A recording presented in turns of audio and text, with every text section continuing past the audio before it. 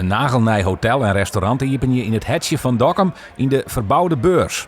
Dat is de uitdaging die het Geert-Jan Vaartjes ongeet. Bij een bijzonder nij en exclusief concept hoopt er van december de dwarren iepen te kennen.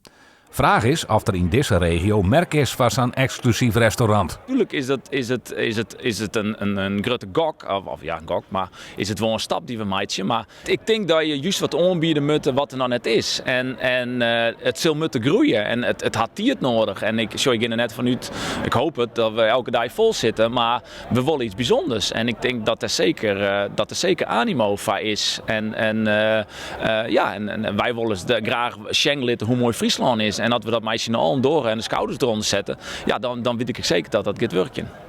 Er wordt heeg inzet. Orde werkt het benammen met Frieske producten. Chefkok Liotger van der Meer uit Dokkum wil de mensen een beleving aan. Nou, bij mij is vooral ik gebruik van fermentaties, verschillende fermentaties en dat jouwt heel veel smaak in bepaalde bereidingen. Bij troost soms wat simpeler keer koken, maar wel heel erg uitsprutsen in smaak bijvoorbeeld. Dus ik denk dat het heel interessant is om kennis met een meisje voor de gast. Het is net iets wat elke week is de man, maar dan is het net maar leuk. Dus laten we het er maar op houden dat het kost wel een paar cent, maar daar krijg je een hele mooie beleving voor waarom. Hoe het eindresultaat van de hele verbouwing worden zal is nog een verrassing. Nou sneun is er een iepen dij. Vaartjes kunnen het wachtje van dat Ode in juni officieel iepen gaat.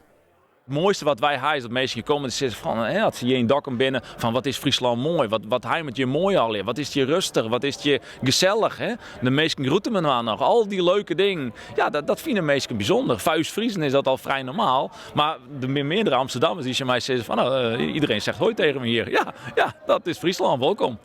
Maar uiteindelijk is het gewoon nu ode aan Dokkum. En dat is denk ik in het hele traject wat je aan het doen bent, is dat gewoon de beste beslissing die je gemaakt hebt. De ode aan de markt in Dokkum.